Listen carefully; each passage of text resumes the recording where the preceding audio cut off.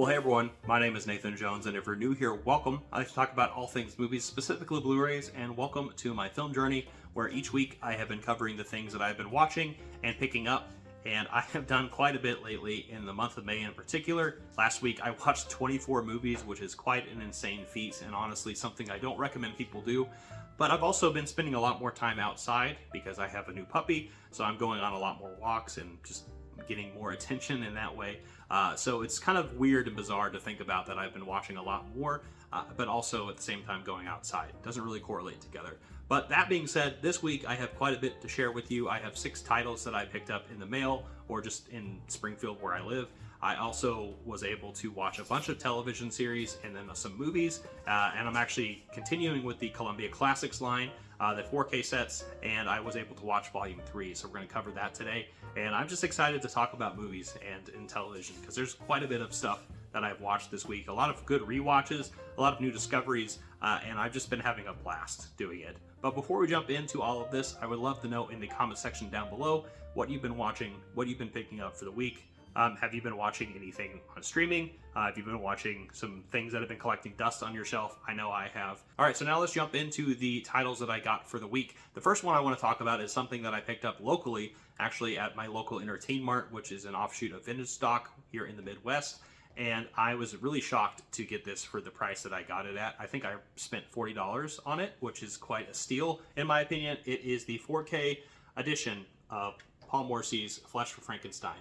Very excited to finally have this edition. I never picked this up when it first came out. I got this. I also have the vampire film that he had done, which I think is with Andy Warhol, and I'm excited to kind of just do a double feature with these releases. But this came with two titles right here, actually, a 3D version of the film and the film itself, Flesh for Frankenstein on 4K. It actually comes with a replacement disc, so I think there was maybe a little bit of an error on their end from Vinegar Syndrome, but there's also the 3D version right there. Very excited to just have this in general and also just dive into some gothic horror from a very bizarre perspective, I think, is what I'm kind of going in blind to these types of films, but I'm going to have a good time nonetheless. So very excited to have this. Next is a film from Steven Soderbergh. This came out earlier this year, actually, I believe, and is something that I've been wanting to watch, and I'm kind of kicking myself for not watching it at the theater because I actually heard really fantastic reviews from people, and that is Black Bag, which I finally have on Blu-ray. I got it for $20, which is not really much of a steal, but no, I was getting groceries and I'm like, let's just get this too. But regardless, with that being said, I am very excited about this film. It's got Michael Fassbender and Cate Blanchett, who are 2 of my favorite actors, and I've just heard this is a phenomenal spy thriller. Even though the trailer, if I remember correctly, it didn't really press upon me to go check this out until I heard later on the reviews, people talking great things about this movie. So very excited to have it on my shelf now, and I probably will watch it pretty soon. Next is a film that I've had on my Amazon wish list for quite some time now. In fact, I remember when the trailer came out, this looked really endearing. And it's kind of odd now that I have a puppy in my life. You could probably hear him off the camera chewing on his bone. So if you hear that, it's tangentially related to what I'm about to talk about. The Truffle Hunters right here, which is about an old man and his puppy hunting truffles, which just is something that looks really enduring. And like I said, I remember watching the trailer, I think 4 or 5 years ago when this movie came out, and it's stuck with me. It's something that I've been wanting to pick up, and so I finally got it on Blu-ray from Sony Pictures Classic, which is one of my favorite lines of films. And also, it was for a really good price. I think it was down to like $13 or $14. So this was a right time to pick up the Truffle Hunters. So I'm really excited to watch this, and I'm probably going to watch it with my puppy. All right, so now we're going to transition to some A24 films. I've been doing this for the past few weeks. I'm kind of just obsessed with their line, so I'm just going to try to pick up as much as I can possibly. I have seen both of these movies, and it's been some time since I've seen one of them.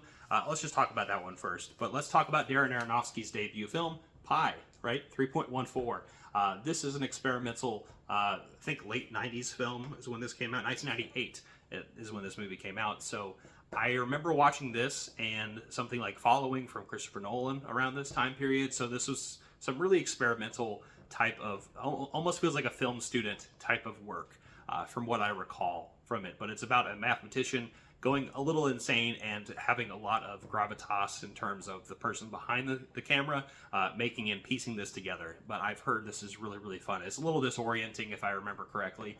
But yeah, I just like Darren Aronofsky quite a bit. I was able to meet him in Belfast a couple years ago when I visited for the first time. And it was just a treat listening to him talk about his works at the time. So yeah, anyway, I'm very excited to have Pi on my shelf, and this looks like a great addition. The next thing I have is a film that did not strike me as much as I wish it did when I watched it, but I have a feeling that watching it on second rewind is going to be really good. And I'm talking about the film Lamb, which is actually one of the first releases that A24 put out, and one that I just, like I said, hadn't really been clicking with me for some time, so it took me a while to pick it up. But this is a really cool Icelandic folk horror film, and I'll just leave it at that. But I mean, it's in the title, Lamb. It's about this couple who find this lamb, who also just happens to have some human figure like things going on, some anthropomorphic features, if you will. But I'll just leave it at that. It's a great movie, but it also has some, I guess, atypical type of directions that it goes, but it's also a little bit predictable, which doesn't really correspond with what I was talking about. But at the same time, it's a mixed bag of a good film, but I am very excited to rewatch it with some new, fresh eyes. And next is the 4K release of something that I got in the mail recently, and I'm really excited to finally have it. I got it from Orbit DVD, and I got Fistful of Dollars, the Sergio Leone classic with Clint Eastwood, the one that started it all with their pairing right here, the 4K from Arrow Video. This is the 4K release. It has a nice slipcover, but it also has the film itself in this really nice kind of box right there. So you can kind of see that with the box. It has the 4K, which has a bunch of special features, which I'm probably going to dive into once I get the chance. It also has a poster. It has original poster arts of 2 different sides. In fact, I think it has the original poster art and then some other promotional ones as well. Let's see right here. There's one of them, and this is the one that I know pretty well. That's like the main cover. I have the Kino Lorber 4K of this, but I've also heard really fantastic things about this particular edition. I've heard it's a different edition entirely, and it also comes with a booklet right there. Man, the smell of these new titles and the smell of cardboard, fresh cardboard, I kind of love it. But at the same time, this is a classic film from the 60s and a classic for a reason. I'm really excited to jump into this title, and then also just waiting for Arrow to put out the remainder of the films. I have a feeling they will do that very soon, hopefully, because this trilogy is one of the best. The Dollars trilogy is like one of my favorite trilogies of all time, probably behind like Lord of the Rings, the Before trilogy, the Three Colors. There's some trilogies that are in front of it, but that being said, it is the best Western trilogy of all time, and Sergio Leone and Clint Eastwood is a match made in heaven, maybe a little bit of hell. But very excited to have this edition on my shelf, and I'll be covering this very, very soon. Now let's transition away from the titles that I picked up to the movies and television series that I've been watching this past week. In fact, there's 3 series. They're all BBC series that I didn't realize that were all inadvertently had been really much of an Anglophile this week for some reason. But let's first cover the title that I picked up the week prior to this. In fact, I was able to see this series, and it is Psychoville, which is starring Reese Shearsmith and Steve Pemberton, who I'm a big fan of. I've been really enjoying The League of Gentlemen, and also Inside Number 9, which is probably still my favorite thing they've done. But now we have Psychoville, which came out in between those 2 shows in the 2010s, the early 2010s, and I really enjoyed this dark comedy thriller of sorts, and is very much in the vein of what they've done in the past. However, this actually has kind of a bit of a story, and it has more trajectory than what I have seen previously, which has probably been more on the sketch/anthological side of things. So this is really a treat, and it honestly is kind of a nice kind of morsel in between those 2 series. In fact, one little thing that I would like to mention is maybe I do need to give a little bit more space to these shows because I did watch them pretty much back to back, so there is a little bit of a blend in there for me to not give this enough space or credit to the things that they've done that are outside of each other. And so that being said, Right now, this is currently a 3.5 out of 5 for me. I really enjoyed it, and I liked the dark humor that's involved with this, and I just love the cast and crew that they put together every single time. It's just it's a really nice treat. But now let's actually jump to an 80s BBC series, one that I've had on my shelf for about a year and some change now. In fact, I think this is one of the last things that I picked up before kind of swearing off physical media for like 5 or 6 months. So it was a weird time in my in my life, but besides that, it's really fun to go back into this. In fact, I'm only midway through this series. In fact, there's 4 series and some specials, so I've only seen the first 2 series of this, and I'm talking about Black Adder. Now, Black Adder is just a delightful story, anthological story, with Rowan Atkinson at the helm as Black Adder, and the theme song is just playing in my head right now as I'm talking about it. But there is actually young Stephen Fry, who I think comes in the second series, and I also think that we have people like Hugh Laurie who will be in the 3rd series. So you see some characters and some really famous actors that kind of came through this particular comedy prior to the things that they picked up later on. And Rowan Atkinson, who's most famously for Mr. Bean, plays this bumbling idiot in Black Adder, and he has his 2 sidekicks that are always on his side, who is played by Tony Robinson, and we also have Tim McInerney, who I just really, really adore. They are such a great crew. Very much reminds me of reminiscent of Monty Python, and so if you're a fan of things like that, this is up your alley. This is like peak British comedy. I just love this stuff. It is outrightly stupid, but also deadpan in the best way possible. But yeah, so far I really, really love this series. The first series in particular, out of the 2 I've seen, is my favorite. The other thing I want to note is what's really cool about this is they're actually, each subsequent series that comes out after the first is like a century after, or they're descendants of Black Adder. So they're a bunch of bumbling idiots the entire time, but they're all characters that are pretty much the same characters, but in different uniforms and the same family, if you will. So it's really fun to kind of go down this rabbit hole. But yeah, this is still really fresh to me, so I can't really speak too much on it. But I'm really enjoying it so far. Has anyone seen Black Adder? I would love to know their comments and their thoughts. But yeah, if you're a fan of Monty Python, check this stuff out. Right now, seriously, it's a 4 out of 5. But again, I haven't finished it, so I can't really say too much more than that. But yeah, check out Black Adder. This is an incredible BBC series. All right, so now moving on to a box set that I meant to finish some years ago, but I finally was able to, and it's on a series that I have that I didn't realize was missing the majority of it. And the series and box set I'm talking about is Cushing's Curiosities, which has 5 titles, and also a series of Sherlock Holmes, which Peter Cushing played as Sherlock Holmes in the late 60s, alongside Nigel Stock as Dr. Watson. Now, this is the 6 remaining episodes that are left. So the rest of them, out of the 29, I believe, episodes, are all lost to time. A lot of them were taped over around this time period, so that's kind of wild to think about that history of just the BBC in general, running out of tape and putting it over things that existed before. However, this series was really fun. It's definitely very classic English series. This came out in the late 60s, like I had mentioned, so it definitely has that charm to it, but it also has just that, that Sherlock Holmes charm that you would see in a lot of the iterations you would see if you are familiar with the story.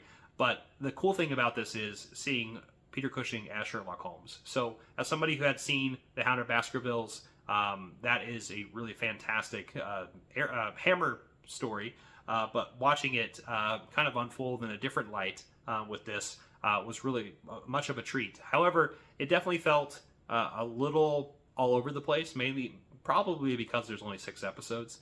So it's definitely choppy in that regard. But from what I've heard, looking at some of the special features, is a lot of the cast and crew didn't have much time to prep for this. So there was a lot going on around this time period, I guess, for a lot of the people involved. So it definitely feels a little choppy in that regard. But some really classic episodes in here. There are 2 Hound of Baskervilles adaptations that are quite a bit, and that's probably the biggest treat here, along with some other cases that are involved. But it's exciting to have on Blu-ray that there's only 6 remaining episodes out of this entire series, so it is definitely a vaulted type of series, and also just this is a kind of vault collection. And unless you are a big fan of Peter Cushing, I probably would not recommend picking this setup because it is pretty costly. However, if you are a big fan of Peter Cushing, do yourself a favor. There's quite a bit of cool kind of B horror movies in here, along with this particular BBC series that is almost lost to time. So it's really cool to have that. I would give this series a 3 out of 5. It's not anything spectacular. However, it is something definitely worth your time if you're a Peter Cushing fan.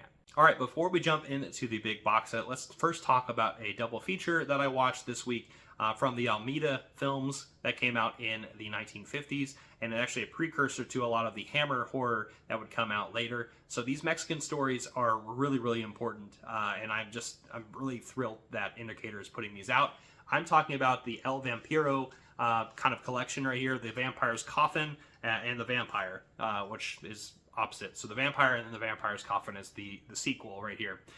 Right there is the vampire himself, the Count, and this is directed by Fernando Mendez and is produced by Abel Salazar. So if anyone is familiar, there is a Mexico Macabre set that I recently talked about last year, which I was able to watch some kind of hidden gems from the Mexico Gothic line that came out. So these films came out a little bit before that time and around that same exact period, with a lot of the people who I had just mentioned that are directing and producing and putting these together. So it's a really nice treat to have that. So we have the Vampire and the Vampire's Coffin.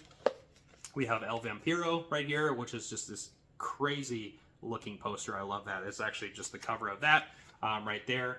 There is the vampire himself, who is played by Jose Luis Jimenez, so who is actually a Spanish-born actor who was in exile during the Spanish Civil War, I think.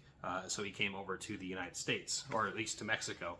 Why did I say that? Anyway, then we have The Vampire's Coffin, which is a sequel that came out a year after it. So this came out in 1957, and this came out in 1958. But this is just a cool double feature.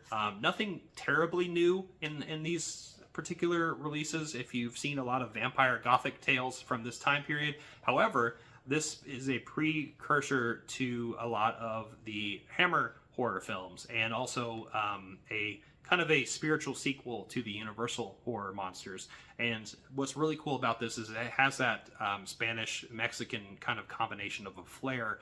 So you're seeing that unfold in these particular stories. So that's what I love a lot about this. There's a lot of gravitas from our characters, especially from Jimenez, and I really, really enjoyed it. So overall, I would say 3.5 and a 3 out of 5.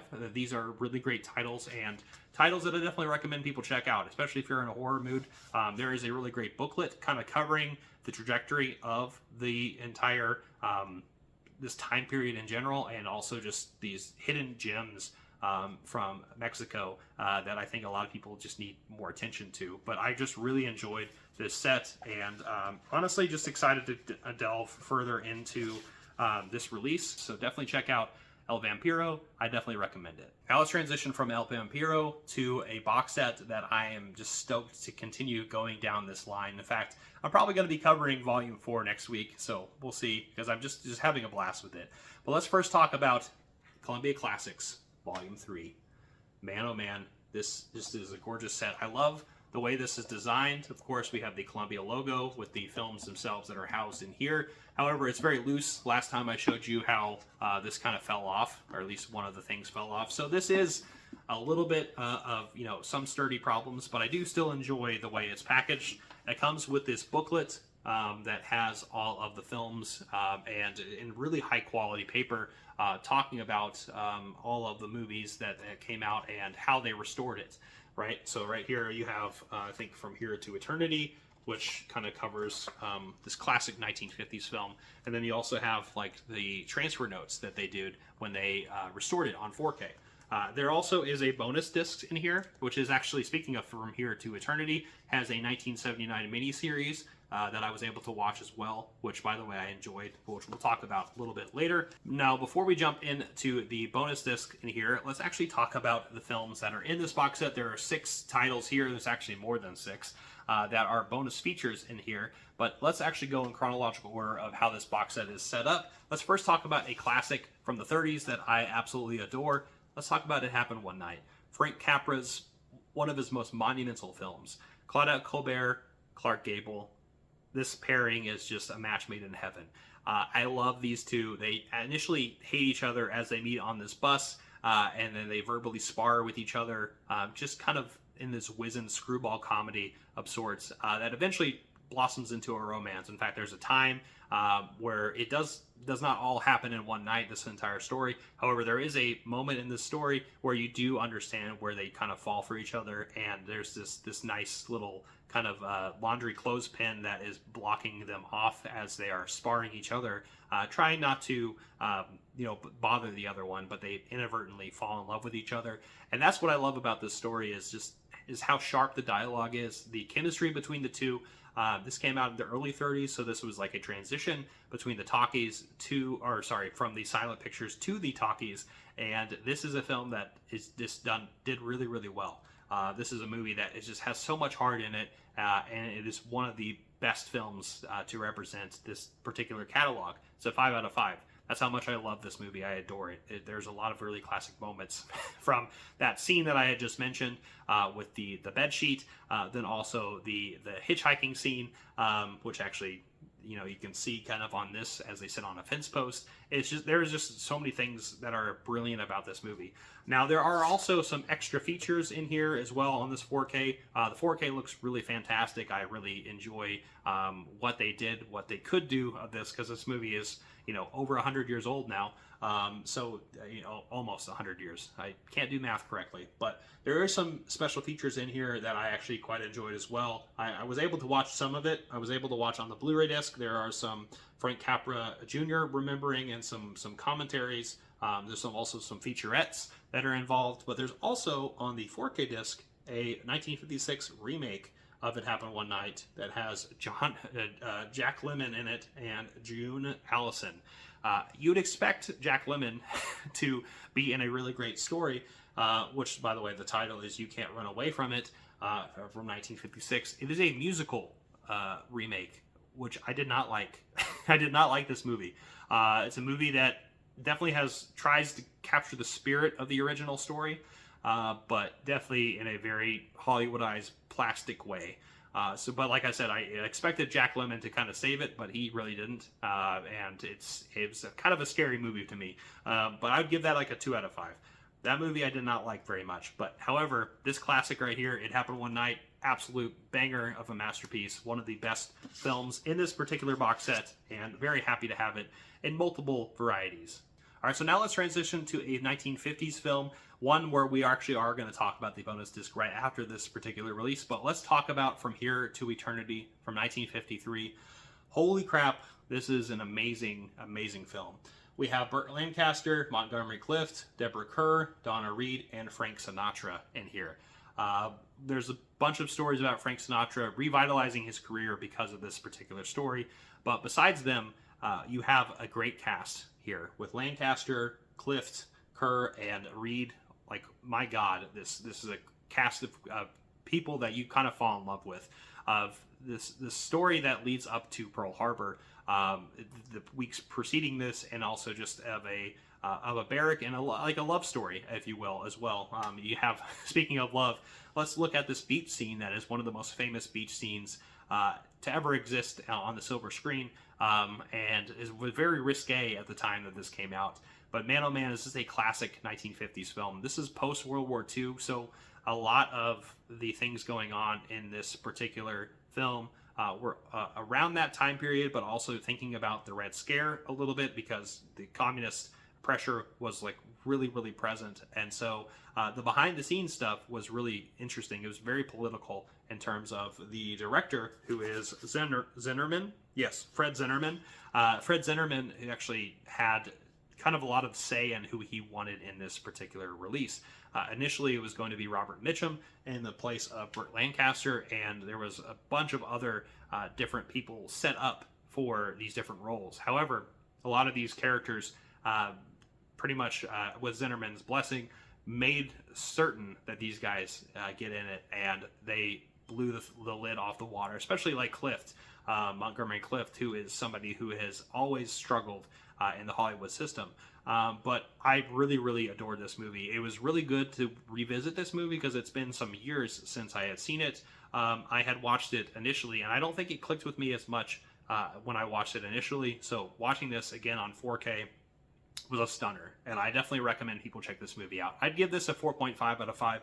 It's not nearly a masterpiece for me, but it's really damn close. But yeah, this is a great release and very, very important for the time it came out and for the people who were in it. Definitely recommend From Here to Eternity.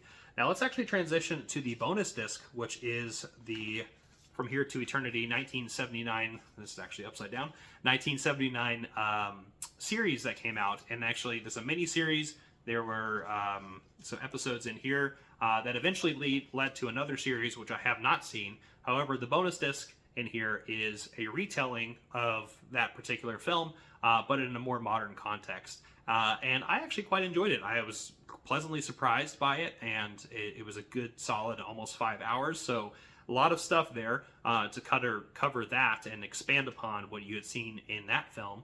But to see it in a kind of 1970s, early 80s context was really quite a treat. In fact, I was pleasantly surprised by the acting in here and of continuing the story in a way and modernizing it some. But it's definitely not as good as the original. That is a special moment in time. But this TV series is a solid like 3.5 out of 5. It's something that really kind of wowed me. I was kind of struck by that, how much I enjoyed this series. And really just a great bonus disc. In fact, I know that in the next Columbia Classics, we're going to talk about Starman and that entire series. So I'm excited to watch more television series and just have more bonus features in these particular releases. But yeah, check out From Here to Eternity, the miniseries. So moving from Eternity, now let's actually go to London to a film that is a British story, but is starring an American actor who had a year in 1967. I'm talking about Sidney Poitier, and I'm talking about To Sir with Love. Now, this movie is fantastic and is very sentimental and can be a little predictable, but it is an amazing story nonetheless. It is a story about an American teacher in the 1960s coming over to London to teach these, I guess, less fortunate individuals who are definitely not treated as kindly as they could in society, and they get, I guess, a treatment from a teacher who is strict but also deeply cares for them. And you can see this in the performances with Sidney Poitier and all of the pretty much the non-actors who are in this story of the kids who are playing his students. And I just adore this film. In fact, just thinking about the 60s, especially 1967, thinking about In the Heat of the Night, Guess Who's Coming to Dinner, and then now this is just like a grand slam of a year, especially for Sidney Poitier, who is just one of these really important actors. And his just, I don't know, his presence in this film is so stoic, but at the same time, it's so endearing because you can tell how much he actually cares about the students that he's teaching and how much he wants to, help them. And it is just one of those things where, yes, it's sentimental. Yes, it's predictable. However, it is totally worth your time. This movie is a solid 4 out of 5 for me, and definitely one I recommend people check out. It's nice to have on 4K and have that just revamped version of this movie. But yeah, To Sir with Love. Shout out to Sidney Poitier. Now, briefly, before I jump off of this film, let's actually talk about the bonus disc in here, which actually has To Sir with Love 2 from 1996, which is actually directed by Peter Bogdanovich, who we will talk about here in a second. But I did not expect this. It's also starring Sidney Poitier, and also we're getting the same cast and crew together a little bit from the 90s, but it is like a spiritual sequel of this film.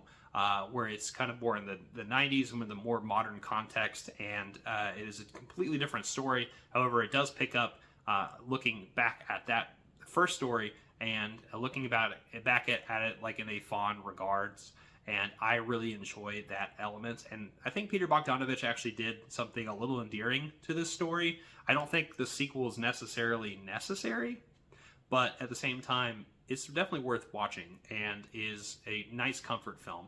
The movie is a solid 3 out of 5 for me personally, but yeah, this is just a great release nonetheless. There's also a bunch of different other things. There's a tribute to Sidney Poitier, and there's also To Serve With Love, the 1974 TV pilot, which I did not watch. However, there are a bunch of special features on here in regards to this release. Definitely recommend watching both the films, though, and just having yourself a good moment. All right, so speaking of Peter Bogdanovich, let's actually talk about his first film, The Last Picture Show. This is a movie that I have seen previously before. I have the BBS story from Criterion. This is one of my favorite films that I have seen from this time period, and also just one of the best debut films of all time. So Peter Bogdanovich, a relatively unknown person who actually was in Hollywood quite a bit, learning from his predecessors, really studying them, and also just befriending them as well, had a really great kickstart to his career with this particular film of this small town in Texas, a fictional small town in Texas, looking at American life and this really bored community. And I adore this film. Cast in here is insane because a lot of them are relatively unknown around this time period. So we have Timothy Bottoms, Jeff Bridges, Ellen Burstyn, Ben Johnson, Loris Leachman, Randy Quaid, and Sybil Shepherd, who is amazing as JC. Now this story is just, it's a hangout movie. It's a hangout movie, but it's also incredibly depressing, but it's also slightly hopeful, if you will. Just maybe it's revealing more so than it is hopeful of American society, especially around this time. And this, I think this is set in the 1930s, so it's even more depressing in that particular element. And I think he would continue that same trajectory when he made Paper Moon, which I talked about a couple weeks ago. But yeah, I've been watching a lot of Peter Bogdanovich, which was kind of crazy to me. But this story is a solid 5 out of 5. This movie is a classic for a reason. This is an important film.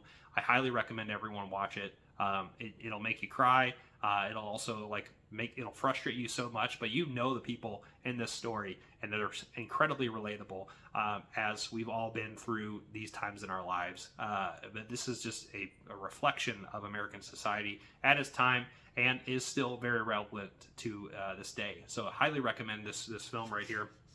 We also have some special features in here. We have the different cuts of this particular release. I was able to watch the 1999 definitive director's cut. So there's 2 cuts here. There's also some tributes in a documentary on The Last Picture Show, which I actually have seen because I think it's on the Criterion disc. But regardless, classic film, highly recommend it. Everyone needs to watch this movie. Now transitioning to something a little bit lighter and a lot more fun, or at least you can sing along to it, let's talk about Annie, who is played by Aileen Quinn, who is this wonderful little girl who is this little Annie orphan. She's a little orphan, and she is picked up by this rich dude who is actually played by Albert Finney, and also Carol Burnett, who is the one who picked her up.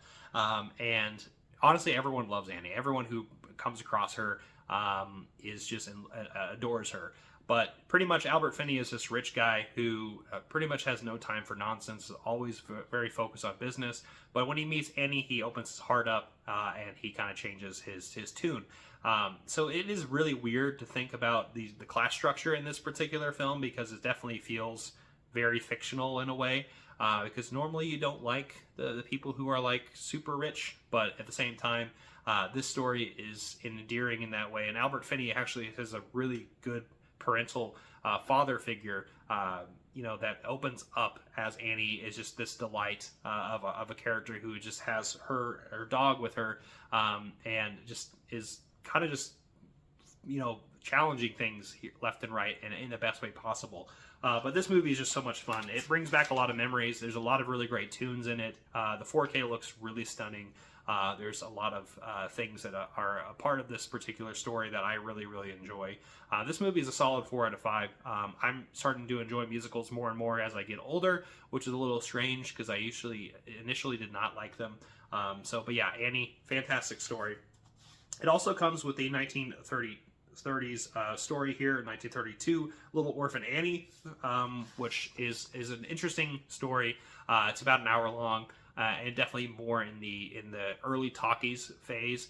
And it's okay. It's a solid like 3 out of 5, but it's nothing to write home about. Nothing like this, which is a much happier story. But this is all based on that comic adaptation that came out, I think, in the either late 20s or early 30s. But this is a really great release, and I highly recommend people check out Annie if you've not seen it before. And the last film I want to talk about is a strange romantic comedy, one where you just wouldn't figure based on the role of this character. And I'm talking about Jack Nicholson in As Good as It Gets. We also have Helen Hunt and Greg Kinnear, and this is just a really strange story of this neurotic individual who just is like a regular, who is very outcast of social societies. He keeps coming into this diner who he, meets Helen Hunt, who is a waitress there. He eventually falls in love with her, even though you definitely do not see them being together initially, nor near the end, except for all the things that they do and say. You actually kind of you fall in love with them together, even though it's very, very odd. We also have Greg Kinnear in here, who is a catalyst between these two individuals, but also just somebody who's also beaten down and trodden, who is this came out in the mid 90s, so seeing a gay character in here in this role, kind of a representation of somebody who is an outcast to society, especially during this time period in particular, is really interesting. But also just the collaboration between these three is really endearing, and it puts a smile on your face, even though it's very obscure and out of left field, because I definitely do not see these two together. But Jack Nicholson and Helen Hunt, they do a phenomenal job. They do a great job of putting themselves together for this. This is a solid 4 out of 5 for me. It's a movie that I highly recommend people check out. And it was a nice way to end the box set. And this box set in general is just really, really fun. But with that being said, I would like to know in the comment section down below what you've been watching for the week. Have you seen any of the films that I talked about or any of the TV series? Let me know in the comments down below. And thank you so much for watching, and I will see you all next time. I'm not joking.